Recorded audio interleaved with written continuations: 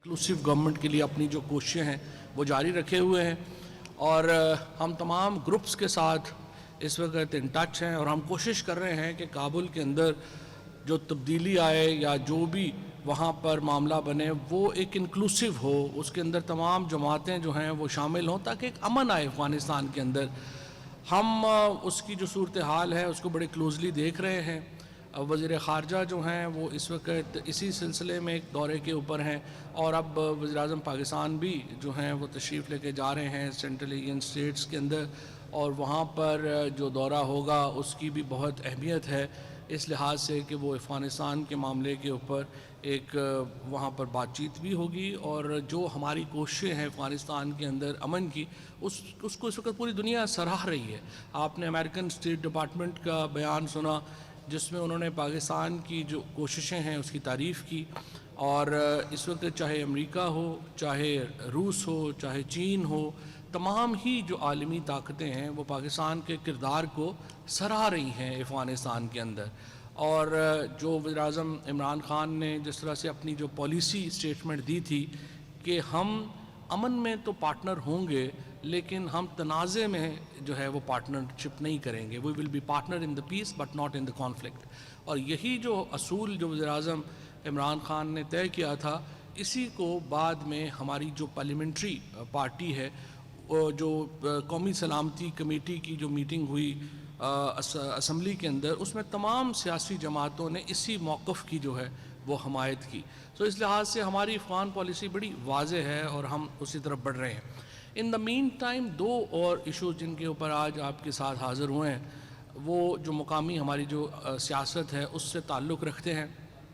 एक तो कश्मीर के अंदर जो इलेक्शन कैंपेन चल रही है, अल्हम्दुलिल्लाह पीटीआई की हुकूमत बड़ी मुस्तहकम है, उसकी पोजीशन बड़ी मुस्तहकम है कश्मीर के अंदर।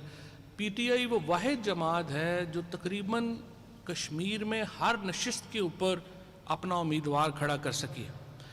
इसके अलावा कोई और सियासी जमात वहाँ पर तमाम नशिस्तों पे उम्मीदवार ही खड़े जो हैं वो नहीं कर सकी। जो इस वक्त पीपल्स पार्टी की पोजीशन है, आपने इसीलिए देखा कि बिलावल भुट्टो इसीलिए वहाँ पे मैदान छोड़ के भाग गए कि उनको पता चला कि वहाँ पर उनके उम्मीदवार ही नहीं है। टोटल 8 हलकों में पीपल्स पार्टी के उम्मीदवार हैं इस वक्त कश्मीर में और उसकी वजह से जो काफ़ी एक नाकामी का सामना करना पड़ा बिलावल भुट्टो को और वो आधी अपनी जो कैंपेन है उसको छोड़ के फ़रार हो गए। उसके बाद जो एक हमारी मरियम बीबी वहाँ पर जो कैंपेन कर रही हैं आप देख रहे हैं कि उनके पास भी कोई पॉलिसी नहीं है, उनको कश्मीर की तारीख़ का इल्म नहीं है, उनको ये इल्म नहीं है कि पाकिस्तान हिंदुस्तान के ताल्लुकात जो हैं वो कश्मीर के ऊपर कितनी दफ़ा करवटें बदल चुके हैं, उनको ये इल्म नहीं है कि पाकिस्तान ने कश्मीरियों के लिए कितनी बड़ी कुर्बानियाँ दी हैं। और जो पॉलिसी है वज़ीर-ए-आज़म इमरान ख़ान की और जो उन्होंने अक़वाम मुत्तहिदा में तकरीर की थी कश्मीर को लेके, वो उसकी नौयत क्या थी, वो उसकी स्ट्रेटजिक डेप्थ क्या थी। सो वो अपनी जो इस वक्त प्रचार वहाँ पे कर रही हैं उसका ना सर है ना पैर है। और आप देख रहे हैं कि PMLN भी इलेक्शन में एक धांधली का वावेला मचाना अभी से शुरू हो गई है क्योंकि उनको मालूम है कि कश्मीर के अंदर के इंतखाबात में उनकी सियासी पोजीशन जो है वो तकरीबन ना होने के बराबर है। और बड़ी जल्दी आप भी देखेंगे कि मरियम नवाज़ भी इलेक्शन कैंपेन से राह फरार इख्तियार करेंगी। आज शहबाज शरीफ साहब ने प्रेस कॉन्फ्रेंस की 4 बजे, उसमें उन्होंने गैस और बिजली से मुतल्लिक लंबी चौड़ी गुफ्तगू की। हमारी तवक्को तो ये थी कि वो उस मुकदमे के ऊपर जिसमें उन्हें FIA ने तलब किया है, जिसके ऊपर NAB इन्वेस्टिगेशन कर रही है, कुछ रोशनी डालेंगे और हमें भी पता चलेगा कि 25 अरब रुपए की ये रकम और उसके बाद जो दूसरे केसेस जो बने हैं जिसकी तफसीलात अभी शहजाद अकबर साहब आपके सामने रखेंगे कि इनमें उनका जवाब क्या है। जब आप उनसे पूछते हैं कि आपने इतने पैसे आपके अकाउंट से निकले, वो कहते हैं मैंने पंजाब में मेट्रो बनाई। आप उनसे पूछें कि ये आपके जो बेटे हैं वो पाकिस्तान से अरबा रुपया बाहर ट्रांसफ़र कर गए हैं, तो वो कहते हैं कि नहीं मैंने तो जो है वो पानी के ऊपर स्कीमों के ऊपर काम किया। आप उनसे पूछें कि आपके अपने अकाउंट से अरबों रुपया निकल रहा है, ये कहाँ से निकल रहा है, वो कहते हैं देखें मैंने बड़ी पंजाब की खिदमत की है। अब ये अगर खिदमत की है कि पंजाब का पैसा जो पीपल्स पार्टी में और PMLN में जो चीज़ यकसा है वो ये है कि इनको جو پیسہ پنجاب میں دیا گیا یا جو پیسہ سندھ میں دیا گیا وہ لندن سے برآمد ہوا.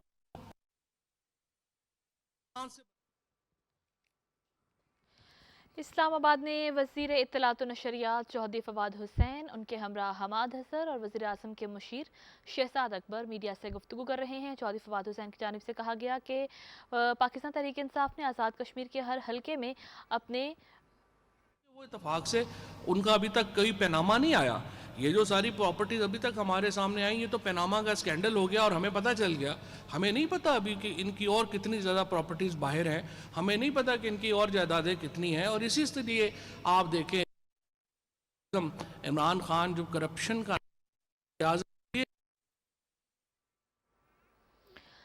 اسلام آباد میں وفاقی وزیر اطلاعات و نشریات چودھری فواد حسین، حماد حسر اور وزیر اعظم کے مشیر شہزاد اکبر میڈیا سے گفتگو کر رہے ہیں. انہوں نے کہا کہ پی ٹی آئی وہ واحد جماعت ہے جنہوں نے آزاد کشمیر کے ہر حلقہ میں اپنے امیدوار کھڑے کیے ہیں، جبکہ پیپلز پارٹی کے صرف 8 امیدوار حصہ لے رہے ہیں.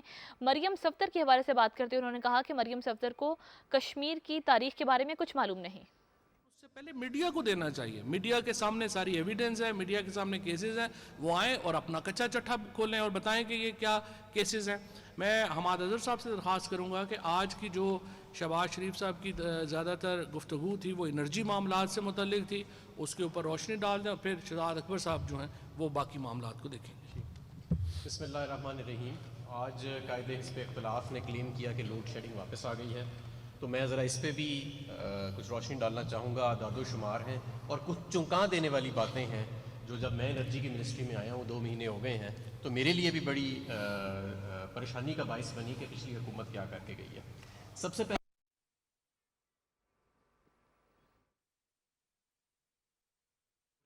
وہ اس ترسیل کے نظام کی وجہ سے ہو رہی ہے. ہماری اوسطاً جو ترسیل کرنے کی کیپیسٹی ہے پاکستان کی وہ 24,000 میگا واٹ ہے. انسٹالڈ کیپیسٹی اس سے زیادہ ہے. جب آپ 24,000 میگا واٹ سے زیادہ جاتے ہیں تو آپ کو کسی جگہ ٹرپنگ نظر آتی ہے، مین لائنز کے اوپر، گریڈز کے اوپر اوور ہیٹنگ نظر آتی ہے، جس کے لیے وقتاً فوقتاً ہمیں ٹرپنگ کرنی پڑتی ہے سسٹم کو بچانے کے لیے. پیداواری صلاحیت ظاہر ہے بہت زیادہ ہے، اور ترسیل کرنے کی بھی جو صلاحیت ہے جب ہم نے حکومت سنبھالی تو وہ صرف 20,000 میگا واٹ تھی، صرف 20,000 میگا واٹ. اور اب پچھلے ہفتے ہم نے 24,500 میگا واٹ کئی دن کامیابی کے ساتھ اس سسٹم کے اندر سے ترسیل کی، اور طلب بھی تقریباً اتنی ہی تھی، جس کی وجہ سے چند روز پہلے اعلانیہ لوڈ شیڈنگ جو تھی وہ ختم کر دی گئی تھی. غیر اعلانیہ لوڈ شیڈنگ جو ہے وہ ختم کر دی گئی تھی، لیکن جو ریونیو بیسڈ لوڈ شیڈنگ ہے جہاں پہ بجلی چوری زیادہ ہوتی ہے ان علاقوں میں یا ترسیل کے نظام کی وجہ سے یہاں کہیں پہ ٹرپنگ آ رہی ہے یا اوور ہیٹنگ ہو رہی ہے یا کوئی طوفان آیا، آندھی آئی، کوئی درخت گر گیا یا کوئی اور ایسا حادثہ پیش آ گیا، وہ لوڈ شیڈنگ اپنی جگہ ہو سکتا ہے کہ ممکن ہو. تو یہ تو میں نے آپ کو بتایا کہ ترسیل کے نظام میں ہم 4,000 میگا واٹ ہم نے 2 سال میں ایڈ کیا، اور اس وقت ہم پچھلے کئی روز ہم نے 24,500 میگا واٹ بجلی جو ہے وہ کامیابی کے ساتھ فراہم کی، جو پاکستان کے لیے ایک بہت بڑا ریکارڈ ہے. یہ پچھلے سال کی بنسبت بھی 15 سے 20% زیادہ ہے جو ہم نے بجلی ترسیل کی ہے. اور یہ اس چیز کے بھی باوجود ہے کہ تربیلا ڈیم پاکستان کا سب سے بڑا ڈیم 80% اس وقت آپریشنل نہیں تھا، یعنی کہ اس میں سے ہمیں 20% بجلی مل رہی تھی 5,000 میگا واٹ کی بجائے صرف ہمیں 13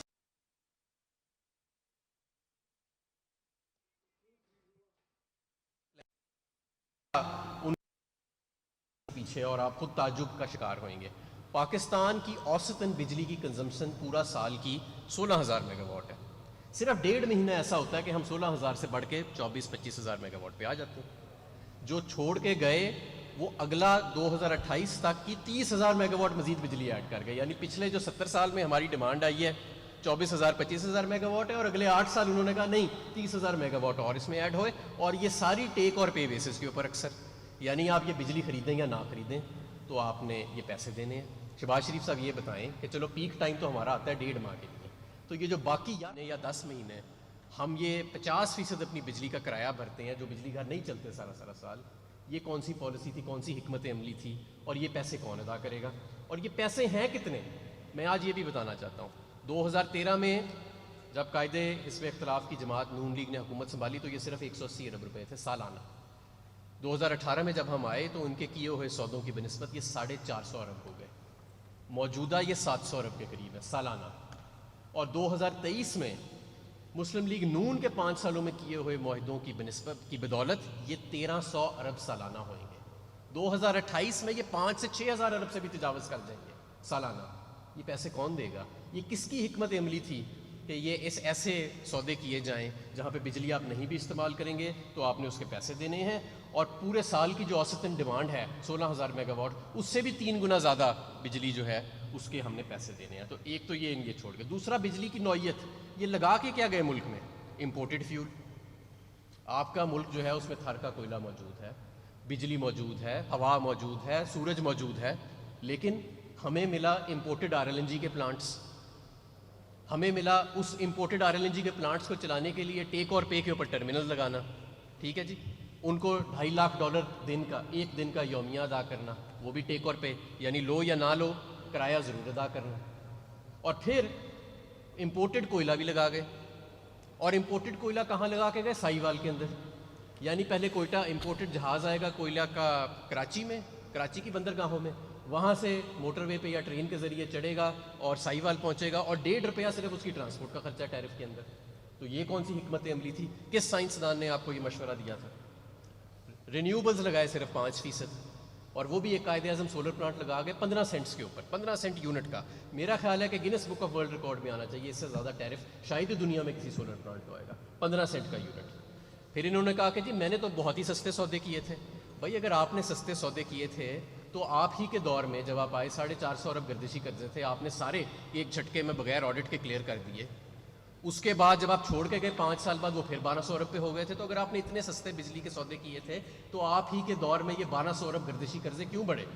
اس کی وجہ یہ ہے کہ آپ نے سستے سودے نہیں کیے تھے. تو یہ ساری ایک کہانی ہے جو بنی گئی ہے لوگوں کو گمراہ کرنے کے لیے. ایک بار پھر لوڈ شیڈنگ اگر اس وقت کسی جگہ ہو رہی ہے تو وہ ترسیل کے نظام کی وجہ سے، پیداوار کی وجہ سے نہیں، اور اس پہ بھی ہم قابو پا رہے ہیں. ابھی میں نے آنے سے پہلے NTDC کے نمائندے سے بات کی، انہوں نے مجھے میں نے ان سے پوچھا کہ پیک ٹائم چل رہا ہے، کہیں لوڈ شیڈنگ ہو رہی ہے غیر اعلانیہ؟ تو انہوں نے کہا غیر اعلانیہ لوڈ شیڈنگ کسی جگہ نہیں ہو رہی، لیکن ترسیل کی وجہ سے کسی جگہ ٹرپنگ موجود ہے، یا اگر ہمارے کسی جگہ کراچی میں طوفانی بارشیں ہوئی ہیں یا لاہور میں ہوئی ہیں، وہ ہمیں انفراسٹرکچر کی کمپلینس ہے، اور ہمارا سارا عملہ جو ہے اس کو ریزالو کرنے کے لیے لگا ہوا ہے. میں اس لیے قائد حزب اختلاف سے گزارش کروں گا کہ آپ پہلے ہی کافی ظلم کر چکے ہیں. 1300 ارب سالانہ، 700 ارب سالانہ کیپیسٹی پیمنٹس، امپورٹڈ فیول، مہنگے بجلی گھر، کوئلے کے مہنگے بجلی پلانٹس، ہر چیز مہنگی لگا کے چلے گئے ہیں، اور ہماری قوم کئی سال اس کا خمیازہ بھگت رہی ہے. ہم نے کوشش کی، ہماری حکومت نے، ہم نے RLNG کا سودا نیا کیا ان سے سستے داموں پہ. ہم نے ان 2 حکومتوں کے دور میں کیے ہوئے بجلی گھروں سے سودوں کو دوبارہ ہم نے ریوائز کیا، اس سے ہم نے کوئی 700 ارب اگلے 10 سال میں بچانا ہے، وہ علیحدہ ہم نے سیونگ کی ہے. ترسیل کا نظام، بجلی گھروں کے فیتے کاٹ گئے اور تارے نہیں چھوڑ کے گئے، وہ نظام ہم ٹھیک کر رہے ہیں. ترسیل کے نظام کو ہم بہتر کر رہے ہیں. تو جتنا آپ کر کے گئے ہیں ابھی تو ہم اس سے ہی سمیٹ رہے ہیں. تو برائے مہربانی لوگوں کو گمراہ نہ کریں. اور باقی جو معاملات تھے بجلی گھروں کے سودے کیسے، وہ شہزاد اکبر صاحب بہتر جانتے ہیں. بیسکلی منسٹر صاحب یہ کہہ رہے ہیں کہ شرمندہ ہوں، پریس کانفرنسیں نہ کریں شہباز شریف صاحب. جی بسم اللہ الرحمن الرحیم. میرا خیال ہے سب سے پہلے تو آپ صحافیوں سے زیادہ بہتر کوئی نہیں جانتا کہ اس وقت جو شہباز شریف صاحب کی حالت زار ہے وہ پنجابی کا جو محاورہ ہے لے لے نا پراواں دے روندی یاراں نوں، جس دن سے ان کو لنڈن نہیں جانے دی جی دکھ رو تو جس دن سے ان کو جانے نہیں دیا گیا لنڈن، اس دن سے ان کی ذرا طبیعت بڑی ناساز ہے، اور اس لیے وہ مختلف دنوں پہ مختلف قسم کی باتیں کرتے ہوئے پائے جاتے ہیں. ابھی جو سب سے ایک ریسنٹ چٹکلا تھا ان کا، وہ تھا کچھ دن پہلے سے یہ کہنا شروع کر دیا گیا کہ ان کو FIA نے ہراساں کیا. تو میرا خیال ہے کہ وہاں سے بات شروع کرتے ہیں. FIA نے شہباز شریف صاحب کو 15 جون کو طلبی کا نوٹس دیا.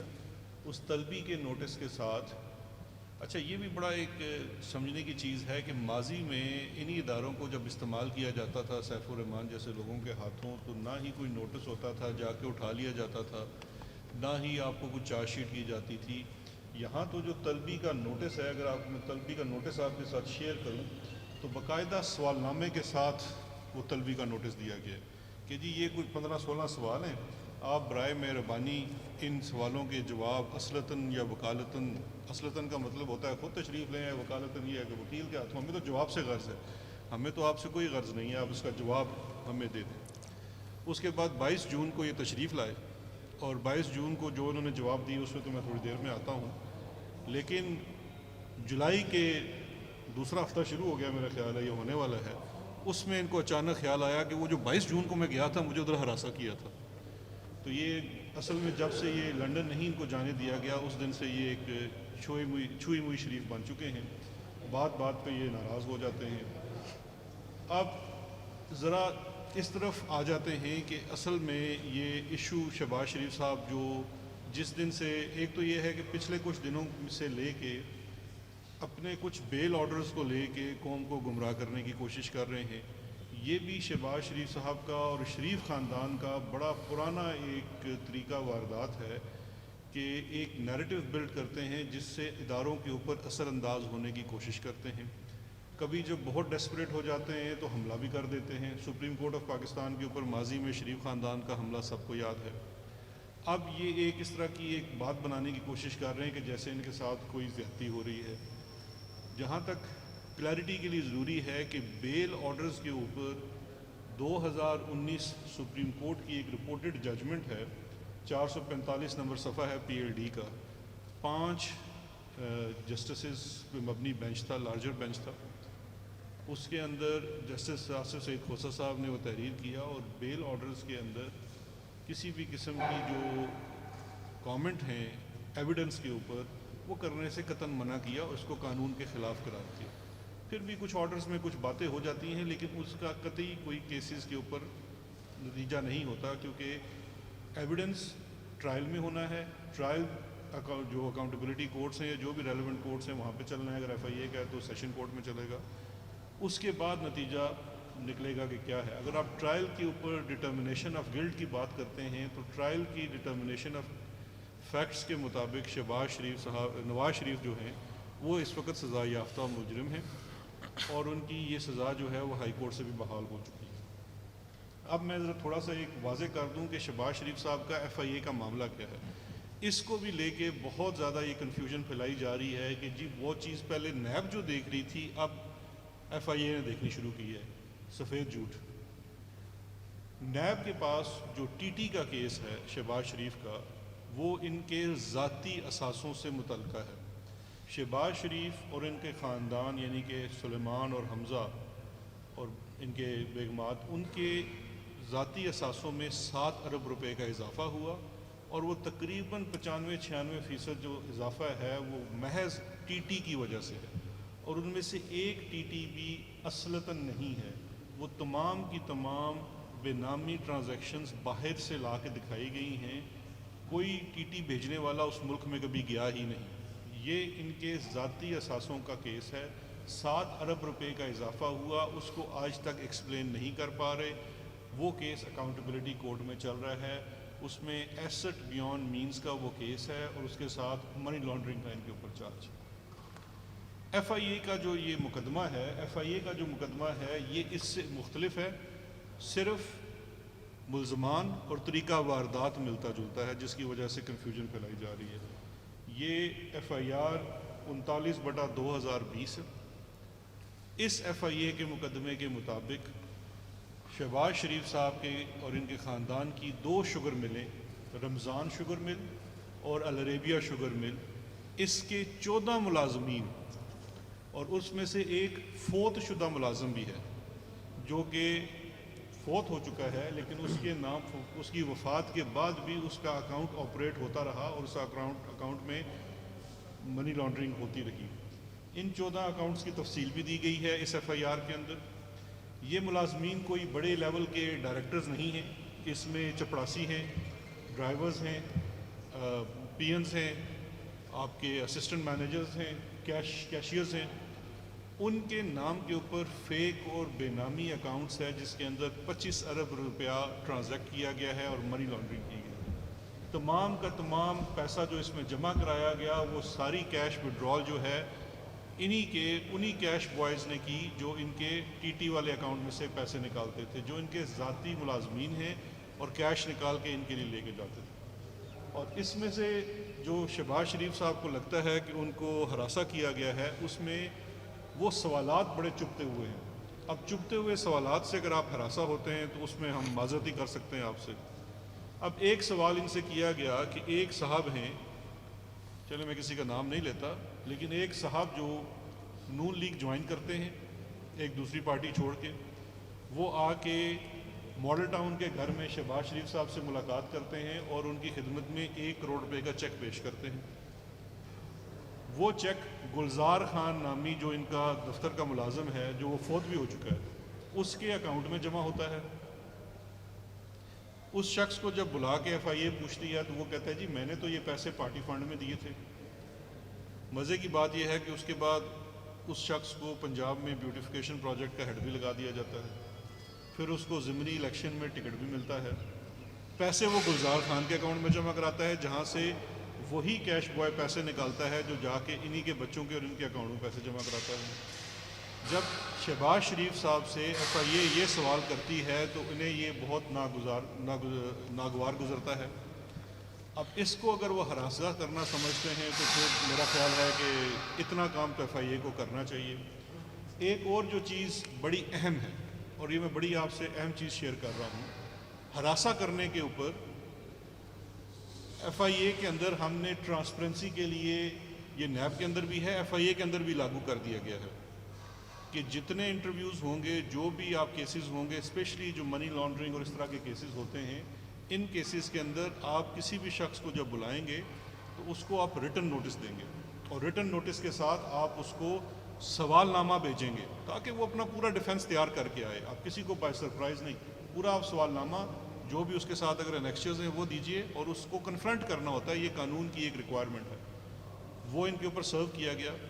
دوسری چیز, ایف آئی اے کے اب تمام انٹرویوز اس قسم کے وہ ویڈیو ریکارڈڈ ہوتے ہیں, تو اس کا پورا ایک دستاویزی ثبوت ایف آئی اے کے پاس موجود ہے, اور اسی ویڈیو ریکارڈنگ کے تحت, اسی دستاویزی ثبوت کے تحت ہراساں کرنے کی کوشش ضرور ہوئی ہے اس انٹرویو میں, اور وہ کوشش کی ہے ان کے اونیار سپوت جو کہ پنجاب میں لیڈر آف اپوزیشن ہیں انہوں نے. میں آپ کو ان کا ڈائلاگ ایک سنا دیتا ہوں جو انہوں نے اس تفتیش کے دوران ایف آئی اے کو کہا. یہ میں اب کوٹ ان کوٹ کر رہا ہوں. جب حمزہ شہباز صاحب سے سوال کیے گئے ان کی ٹرانزیکشن سے متعلقہ, ان کی منی لانڈرنگ سے متعلقہ, ان کے بینک اکاؤنٹ سے متعلقہ, اور یہ کہا گیا کہ جی اگر دیکھیے آپ سلمان شہباز یہاں نہیں ہیں تو آپ بھی تو ڈائریکٹر ہیں, آپ جواب دے سکتے ہیں, کیونکہ آپ نے تو ریکارڈ دیکھ کے جواب دینا ہے, ریکارڈ آپ کے پاس ہے. تو انہوں نے آگے سے کہا, رضوان صاحب میں نے پہلے بھی کہا تھا, آج دوہرا رہا ہوں, وقت ایک سا نہیں رہتا اور بدلتا رہتا ہے. یہ ہوتی ہیں دھمکیاں, اور یہ تو ان کو چونکہ ان کو وراثت میں ملی ہے اداروں کو دھمکانا. ان کے ابا جان جسٹس قیوم کو فون کرتے ہوتے تھے, ان کے تایا جان نے سپریم کورٹ پہ حملہ کروایا تھا, اور اس طرح کی بہت ساری یہ وارداتیں کرتے ہیں, ویڈیوز بنا کے ججوں کو بلیک میل کرتے ہیں. تو اسی سلسلے میں انہوں نے یہ حرکت بھی وہاں پہ کی, لیکن ایف آئی اے ایک پروفیشنل ادارہ ہے, انہوں نے بھی اس چیز کو درگزر کیا اور کہا جی آپ ان سوالوں کا جواب دے دیں, ابھی بھی نہیں ہے تو بعد میں دے دیں. کوئی ایک سوال کا جواب نہیں دیا, اور اس کے بعد 2 جولائی کو دوبارہ ایف آئی اے کے قانون کے تحت ان کو شو کاز نوٹس ایشو کیا گیا ہے, کیونکہ آپ اس وقت سوالوں کا جواب نہیں دے رہے ہیں, تو تاکہ ہم یہ چیز ایک ثبوت میں لے آئیں اور پھر اس کیس کو آگے فائل کر دیں. اب بہتر یہ ہوگا کہ شہباز شریف صاحب بار بار جو یہ دہراتے ہیں کہ میں نے 1 روپے کی اور 1 ڈھیلے کی کرپشن نہیں کی, اس کے بجائے بڑے سیریس ایلیگیشنز ہیں, سیریس کیسز ہیں, شواہد موجود ہیں, ٹرائل چل رہا ہے, اس کے جوابات دیں. لندن بھاگنے کی کوشش نہ کریں, چاہے وہ جتنی مرضی انگلی ہلا لیں, ہم نے ان کو اس ملک سے باہر نہیں جانے دینا ہے. ان کا مقدمہ ایک چل رہا ہے, دوسرا بھی انشاءاللہ چلے گا, اور ان کو ان کے جوابات دینے ہی ہوں گے. Thank you.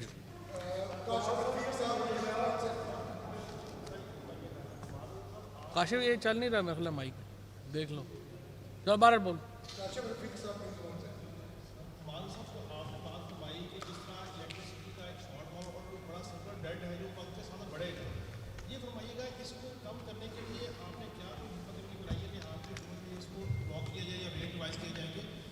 شہزاد اکبر صاحب میرا ایک کوشچن ہے, اب تک جو بھی لٹیگیشن ہوا اپوزیشن کی جانب کے اوپر लॉयर और आप सारे मामले को देख रहे हैं, आप किस हद तक श्योर हैं कि इनसे कोई रिकवरी हो जाएगी और गोया कवानीन निकल नहीं जाएंगे या अदालत से बेल आउट हो जाएंगे, या अब तक अगर कोई सॉलिड रिकवरीज हो चुकी है तो काइंडली से क्या करें? जी, आपका सवाल है गर्दिशी कर्ज़ों के हवाले से और हुकूमत की क्या हिकमत अमली है कि हमने इसको कैसे ख़त्म करना है। दो चीज़ें हैं, एक सर्कुलर डेट का पूरा हुजम है 2500 अरब के करीब होएगा वो, और एक उसमें हर साल इजाफा होता है, उसे हम फ़्लो कहते हैं। तो पहले फ़्लो ख़त्म होएगा और उसके बाद हुजम ज़ाहिर ख़त्म होएगा। तो जब हम आए थे तो 450 अरब रुपए का हर साल इजाफा हो रहा था सर्कुलर डेट में। इस साल वो इजाफा 177 अरब हुआ है, ये जो गुज़िश्ता फिस्कल ईयर गुजरा है। तो 450 अरब से हम 177 अरब पे उसे ले आए हैं। ये इस चीज़ के बावजूद है कि इस साल जिस साल की मैं आपको फिगर दे रहा हूँ, हमने बिजली घरों को 400 अरब रुपए किराया ज़्यादा दिया है पिछले सालों की बनस्बत, क्योंकि जैसे कि मैंने आपको बताया कि जिस तरह साल गुजरी जा रहे हैं तो मुस्लिम लीग की तजर्बाकार हुकूमत ने जो मुआहदे किए हुए हैं बिजली घरों के साथ इंपोर्टेड फ्यूल पे, उनका मीटर चलना शुरू हो रहा है और ये 180 अरब से बढ़ के 1300 अरब पे इसने जाना है और फिर 5-6 हज़ार अरब पे जाना है। तो हमने 400 अरब पिछले सालों की बनस्बत ज़्यादा दिया, इसके बावजूद सर्कुलर डेट का जो हुजम है वो 177 अरब पे रहा, 450 अरब से कम होके। और मज़ीद भी हम इसमें कमी लाएंगे, रिकवरीज में कुछ इम्प्रूवमेंट आई है और जो आपकी टेक्निकल सिस्टम लॉसेस हैं उसमें भी कुछ इम्प्रूवमेंट आई है, लेकिन मज़ीद भी बहुत गुंजाइश है। और जो दूसरा सवाल का आपका हिस्सा है, देखिए दो चीज़ें हैं। एक तो ये है कि अगर पहली दफ़ा तो ये है कि जो लोग इस मुल्क में अपने आप को किसी से के सामने जवाब दे नहीं समझते थे, आज उनको सवालों के जवाब देने पड़ रहे हैं और अदालतों में पेश होना पड़ रहा है। हमारे मुल्क में निज़ाम अदल का जो निज़ाम है वो बड़े सालों से लागू है और उसी के तहत ही उसी चक्की में से गुज़र के इन केसेस को जाना है और उसमें भी इंशाल्लाह प्रोग्रेस हो रही है। जहाँ तक रिकवरीज़ की बात है तो एक मिसाल देख लीजिए, जरदारी के जो केसेस थे फेक अकाउंट्स वाले, उसमें से 33 अरब रुपए की ज़ायद की रिकवरी हो चुकी है। जो केस कंटेस्ट होता है वो फिर अपीलों की स्टेज के बाद ही उसकी रिकवरीज होती हैं, लेकिन अगर आप ओवरऑल रिकवरीज की बात करें तो पिछले 3 सालों में इस वक्त 1000 रुपये से ज़्यादा अरब रुपये से ज़्यादा की रिकवरीज ओवरऑल आपकी मुख्तलिफ़ केसेस में, जिसमें आपकी नैब की रिकवरीज़ हैं, FIA की रिकवरीज़ हैं, हमारे 2 सूबों में एंटी करप्शन की रिकवरीज़ हैं, बेनामी की रिकवरीज़ हैं। तो ओवरऑल क्यूमुलेटिव इफ़ेक्ट उसका मौजूद है और अगर चोरी नहीं हुई तो ये रिकवरीज़ क्या हवा में हो गई हैं। रिकवरीज़ का सिलसिला जारी है। ये बड़े जो चोर हैं ये बड़े वसाइल वाले चोर हैं, इनकी निज़ाम के अंदर बहुत ज़्यादा जड़ें हैं, लेकिन इसके बावजूद अगर आपके केसेस सही बने हुए हैं, स्ट्रॉन्ग हैं, तो वो भागने नहीं पाते और कहीं जाने भी नहीं पाते। सिर्फ इसमें एक चीज़ काशिफ मैं ऐड कर दूं कि 427 अरब रुपया नैब रिकवर कर चुका है।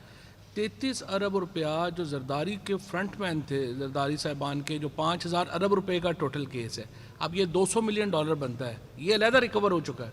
सो ये नहीं है कि रिकवरीज नहीं हो रही, 427 अरब रुपया नैब जो है वो अब तक रिकवर कर चुका है। लेकिन ये जो 5-7 बड़े केसेस हैं ना, जो प्राइम मिनिस्टर साहब हमेशा इसीलिए एम्फेसिस करते हैं कि ये जो नवाज शरीफ का केस है, जरदारी का केस है, ये 10 केसेस जो उसके ऊपर मीडिया की ज़्यादा नज़र है, जब तक इसके ऊपर ये देखें ना, अब ये जो ज़मानतें हैं जिस तरीके से ये लोग, फिर अब ये शहबाज शरीफ जो हैं, जो भी आपने शहजाद अकबर साहब की बुरी बात सुनी, वो तैयार ही नहीं है आके जवाब देने को, लेकिन वो बाहर फिर रहे हैं। इससे लोगों का एक एतमाद जो है वो उस पर मजरूह होता है।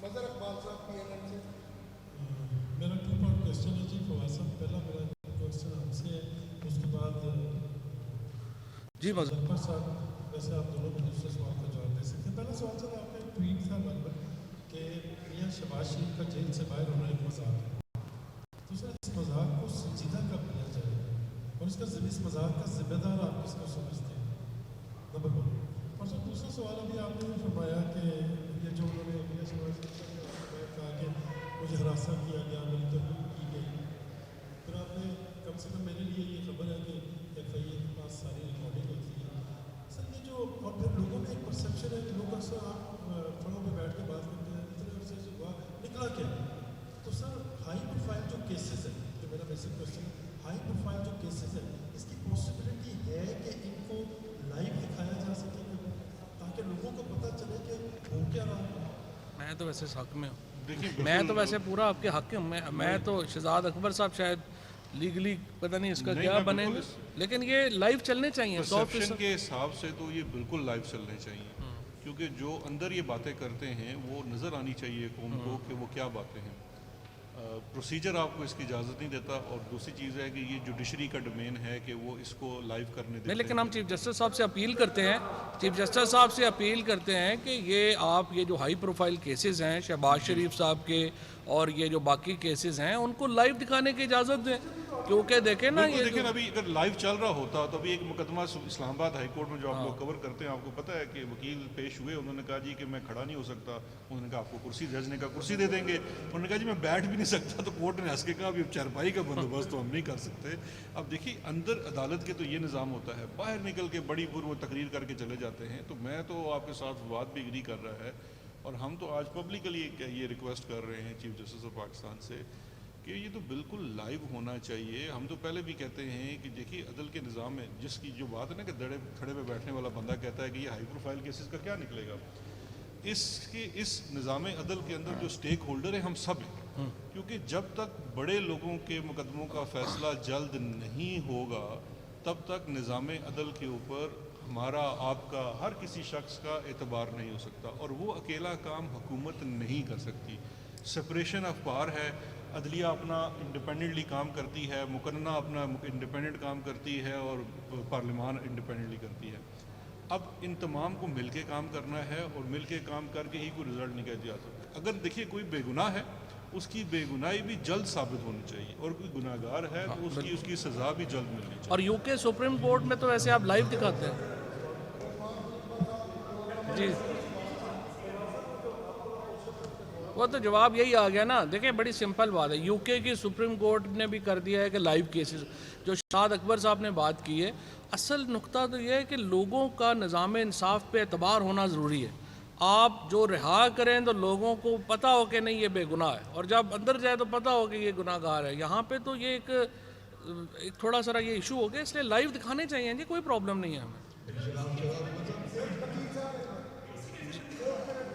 चलो मतीन इसके बाद कर लेंगे।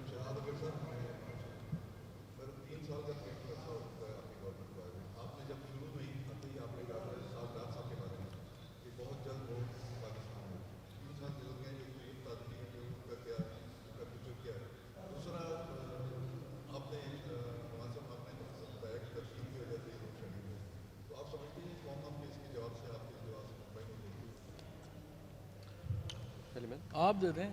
देखें तरसील का निज़ाम मैंने आपको बताया कि जब हम आए थे तो 20,000 मेगावाट ले सकता था, आज वो अल्हम्दुलिल्लाह 24,500 मेगावाट पे चला है, काफ़ी दिन चला है, और इसको हम मज़ीद 5-10 हज़ार मेगावाट अगले अपने 2 साल में बेहतर करने वाले हैं। मैंने इस मरतबा अपनी टीम को कहा है कि जब पीक लोड चला है, जहाँ जहाँ पे एक तो हमारा सीक्वेंस है ना कि हम एक प्लान के तहत तरसील का निज़ाम बेहतर कर रहे हैं, लेकिन मैंने उनको कहा ये इसी वक्त देख लें जहाँ जहाँ पे बॉटल नेक्स आ रहे हैं, ओवर हीटिंग आ रही है, ट्रिपिंग आ रही है, इन इलाकों को पहले तरजीही बुनियाद पे करें, ताकि अगले जब पीक सीज़न आएगा, मैंने आपको बताया 1.5 माह पीक सीज़न रहता है हमारा, तो उसमें ये प्रॉब्लम्स ना आए। लेकिन 20% पाकिस्तान की तरसील की जो कैपेसिटी है वो सिर्फ 2.5 साल में PTI के इम्प्रूव हुई है, ये कोई छोटी बात नहीं है। और इसहाक डार के ऊपर मैं आपको अपडेट कर दूं, इसहाक डार के ऊपर जो लीगल प्रोसेस था वो पाकिस्तान की साइड से कंप्लीट हो चुका है। बरतानिया के साथ हमारा इसके ऊपर एक चूँकि एक्सट्रेडिशन ट्रीटी नहीं है, तो उसका पहला स्टेप होता है कि अगर वो बरतानिया एग्री करता है कि हम इस शख्स को एक्सट्राडाइट करेंगे, MOU भी साइन हो चुका है। इस वक्त बरतानिया की तरफ से ये फ़ैसला होना है कि वो इस प्रोसेस को आगे बढ़ाते हैं, उनकी तरफ से अभी तक कोई फ़ैसला नहीं हुआ है। लेकिन हमारी इतला ये है कि चूँकि वो जो भगोड़ा है वो इस वक्त वहाँ सियासी पनाह लेने के दर पे है, और शायद वो ले भी चुका है ऑफिशियली, चूँकि वो हमें कंफर्म नहीं कर सकते अपने कानून के मुताबिक कि किसी ने सियासी पनाह ली है या नहीं ली है, लेकिन हमारी इतला है कि शायद ले ली है। ये अब सहाफ़ियों की जिम्मेदारी है, वैसे वो बैठ के वहाँ बड़े भाषण देते हैं, तो उनसे पूछ लें कि आपने सियासी पनाह तो नहीं ली। उसको भी अगर वो लेते हैं तो हम चैलेंज तो कर रहे हैं, क्योंकि एक्सट्रेडिशन की रिक्वेस्ट अभी तक बरतानिया के पास पड़ी हुई है। अब फैसला उन्होंने इसके ऊपर करना है। पाकिस्तान की तरफ से पूरा प्रोसेस कंप्लीट हो चुका है। जी मतीन,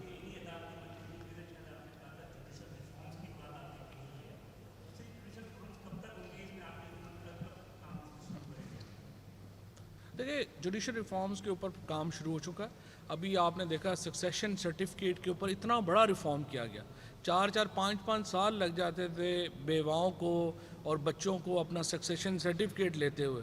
अब आप जाके नादरा से जो है वो सक्सेशन सर्टिफिकेट ले लेते हैं। जो जुडिशल रिफॉर्म्स हैं वो इन प्रोसेस हैं। جو کرمنل جوڈیشل ریفارمز ہیں یا جو بڑے ریفارمز جو دیکھنا چاہتے ہیں اس کے لیے ہمیں آئین میں ترمیم کی ضرورت ہے، اور اسی لیے ہم چاہتے ہیں کہ اپوزیشن جو ہے وہ الیکٹورل ریفارمز کے اوپر ہمارے ساتھ بیٹھے، جوڈیشل ریفارمز کے اوپر ہمارے ساتھ بیٹھے، اور ہر وقت اپنے کیسوں کے اوپر ہی نہ جو ہے وہ فوکس کرے. جی سنا.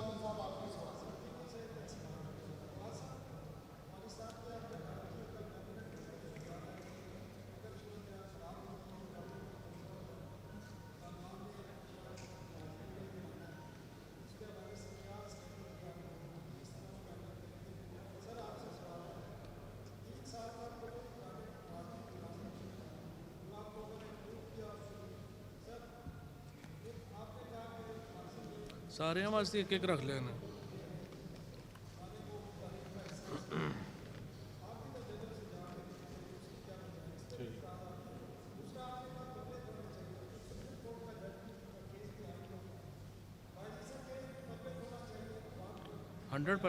جی جی بالکل پبلک ہونا چاہیے.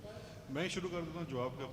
دیکھیے آپ نے جو کہا کہ جی دو یہ مختلف چیزیں ہیں، میں سمجھتا ہوں ہمیں زندگی میں کبھی بھی کوئی چیز سیکھنے کو ملے تو ضرور سیکھ لینی چاہیے. جو ایک دو طرح کی رابطے ہوتے ہیں جوڈیشری سے حکومت کے. ایک وہ ہوتے ہیں جو شہباز شریف ٹیلی فون کر کے کہتا تھا بھائی جان کہہ رہے ہیں سزا دیں گے لمبی سزا دیں گے. ایک وہ رابطہ ہوتا ہے. ایک وہ ہوتا ہے کہ انتظامی امور کے لیے جو چیف جسٹس آف پاکستان ہیں جو کہ انتظامی ایڈمنسٹریٹو جج بھی ہوتے ہیں، ان سے آپ نے مختلف چیزوں میں جا کے ملنا ہوتا ہے، حکومت کی سفارشات کرنی ہوتی ہیں. اچھا، ملنے کے بھی دو طریقے ہو سکتے ہیں. اگر آپ نے کوئی خلاف قانون بات کرنی ہے تو آپ چھپ کے رات کے اندھیرے میں ملتے ہیں. 50 صحافیوں کے سامنے ان کے چیمبر میں جا کے کال آن نہیں کرتے. اور میں تو ممبر بھی ہوں لاہور ہائی کورٹ کا بار کا. وہاں جا کے ان کو ملنا، ان کو مبارک دینا. اور سیکنڈلی ریکارڈ کے لیے یہ بھی درست کر لیجئے، لاہور میں آپ اگر رپورٹنگ کرتے ہیں لاہور کی تو شاید آپ کو علم میں ہو، لاہور میں اکاؤنٹیبلٹی کورٹس کو لے کے ایک ایشو چلا ہوا ہے. کیونکہ اکاؤنٹیبلٹی کورٹس وفاقی حکومت کی زیر انتظام آتی ہیں. ابھی تک جو اس لاہور میں ان کا قیام تھا وہ صوبائی حکومت کا جو ایوان عدل ہے وہاں پہ. ابھی جب ہم نے 30 کورٹس بڑھائی ہیں تو لاہور میں 5 سے 15 کورٹس ہونے جا رہی ہیں. آلریڈی جو ہماری 3 اکاؤنٹیبلٹی کورٹس ہیں وہ لاہور ہائی کورٹ نے خالی کرا لی کیونکہ ان کے پاس جگہ کی کمی ہے. 2 اور کورٹس کے لیے ان کی طرف سے حکم آیا تھا. تو ہم وفاقی حکومت کی طرف سے لاہور ہائی کورٹ کو یہ بھی انفارم کیا ہے کہ اس کے لیے آلٹرنیٹ سپیس کا بندوبست کر دیا گیا ہے. یہ جو اس وقت چھٹیاں چل رہی ہیں عدلیہ کی، اس دوران جو شفٹنگ کا پروسیس ہے وہ انشاءاللہ کمپلیٹ ہو جائے گا. تو ان سے درخواست یہ تھی کہ یہ جتنے دن یہ کوئی 4 سے 6 ہفتے شاید لگے گا ٹوٹل، اس کے دوران جو 2 کورٹس آپریٹو ہیں ان کا نظام چلنے دیا جائے اور پھر یہ ساری شفٹ کر لی جائیں گی فیڈرل گورنمنٹ کی پراپرٹی کے اندر. تو میرے بھائی یہ تھی. جی جی لائیو ہونا چاہیے. میرا تو ذاتی رائے یہ ہے کہ لائیو، میں تو کہتا ہوں سپریم کورٹ میں نے تو ٹویٹ کیا تھا کہ لائیو ہونا تمام چاہیے. چیزیں لائیو چلنی چاہیے. جی جی اچھا، جو ٹرانسمیشن لائن ہے میں نے 2 ہفتے پہلے مٹیاری لاہور ٹرانسمیشن لائن کا افتتاح کیا ہے. یہ state of the art, even کئی مغربی علاقوں میں ایسی نہیں ہے، مغربی ممالک میں HVDC لائن ہے جو 4000 میگا واٹ ساؤتھ سے نارتھ پاکستان میں ٹرانسمٹ کرتی ہے، جو کہ ہمارے 21% لوڈ کا حصہ ہے، صرف 4.5% لاس پہ. جب ہماری حکومت آئی تھی تو صرف ایک کاغذ کا ٹکڑا موجود تھا اس پروجیکٹ کے بارے میں، زمین پر کوئی چیز موجود نہیں تھی، اور کئی لوگوں کا خیال تھا کہ اتنا ہائی فائی پروجیکٹ جو ہے وہ پاکستان میں کیا نہیں جا سکتا. نہ صرف یہ پروجیکٹ کیا گیا بلکہ یہ پروجیکٹ اس وقت سکسیسفلی 4000 میگا واٹ کے قریب بجلی جو ہے وہ ٹرانسمٹ کر رہا ہے. نمبر 2، 77 ارب روپے کے اب تک ہم ٹرانسمیشن کے پروجیکٹس کر چکے ہیں، جس میں درجنوں گریڈز کو اپ گریڈ کیا گیا. کئی 100 بڑے گریڈز کے ٹرانسفارمرز جو میگا ٹرانسفارمرز جنہیں ہم کہتے ہیں 100 میگا واٹ کے، ان کو چینج کیا گیا. یہاں تک کہ ہزاروں کے قریب LT ٹرانسفارمرز گلی بستیوں کے اندر جو ہیں وہ سیکوینس وائز، نیڈ وائز جو ہیں وہ چینج کیے جا رہے ہیں. یہی وجہ ہے کہ 20000 میگا واٹ سے ہم 2.5 سال میں 24000 میگا واٹ ترسیل کی کیپیسٹی میں آئے ہیں. اور انشاءاللہ تعالیٰ اگلے سال گرمیوں میں یہ جو ریمیننگ باٹل نیکس رہ گئے ہیں ترسیل کے نظام میں، جو ہمیں تھوڑا 24.5 سے آگے جانے میں دقت کرتے ہیں یا ٹرپنگ کرتے ہیں، ان میں سے 80 سے 90% پہ ہم انشاءاللہ اگلی گرمیوں تک بھی قابو پا لیں گے. اور اس کی لسٹ جو ہے وہ شیئر کر دیں گے. جو ہمارا یہ جو مہاجرین کا مسئلہ ہے جس کی طرف آپ نے اشارہ دیا ہے، یا جو آپ نے کہا ہے کہ وہ اس کو ہم کیسے کر رہے ہیں، انٹیریئر منسٹر صاحب کے انڈر ایک کمیٹی بنائی گئی ہے جو ایک ہی بہت ہی مربوط طریقے سے ہم نے دیکھے 2700 کلومیٹر کی اس وقت سرحد ہے پاکستان کی اور افغانستان کی. اس کی جو 90% علاقہ ہے وہ پہلی بار تاریخ میں اس پہ باڑ لگا دی گئی ہے اور اب اس میں موومنٹ جو ہے وہ ہمارے کنٹرول میں ہے. ہم اس کے اوپر کسٹمز کنٹرول اور بارڈر کنٹرولز لا رہے ہیں. اور یہ بہت سارے لوگوں کو غلط فہمی تھی پہلے کہ کوئی اس طرح سے جی آپ افغانستان پاکستان میں جو ہے وہ آپ کنٹرول کیوں نہیں کرتے. وہ اس لیے نہیں کنٹرول کرتے کہ ہسٹوریکلی افغانستان پاکستان کا بارڈر جو تھا وہ تھا ہی بڑا لوز. وہاں پہ اس طرح کی کوئی موومنٹ کنٹرولز تھی ہی نہیں. پہلی بار ہم نے اس کو موومنٹ کنٹرول میں لے کے آئے ہیں. وہاں پہ ہم نے باڑ لگائی ہے, گیٹ بنائے ہیں, کسٹمز اور بارڈر کنٹرول لے کے آ رہے ہیں. اور اب جو انشاءاللہ اگلا مرحلہ ہے اس میں ہم جو مہاجرین کے کیمپس ہیں وہ قطعی طور کے اوپر بھی جو ماضی میں ہم نے پروسیس رکھا کہ وہ آ گئے اور سارے ہمارے ایسے نہیں ہونے دیں گے. اس کو ہم ایک مربوط طریقے سے منظم طریقے سے وہ کیمپنگ جو ہے وہ کریں گے. پہلے تو اللہ سے اچھی امید رکھنی چاہیے کہ وہ امن ہی رہے افغانستان میں اور وہاں کے لوگوں کی تکلیفوں میں اللہ تعالیٰ کمی کرے. ہم ان کے لیے دعا گو ہیں, امن کے لیے ہم دعا گو ہیں. بہت شکریہ.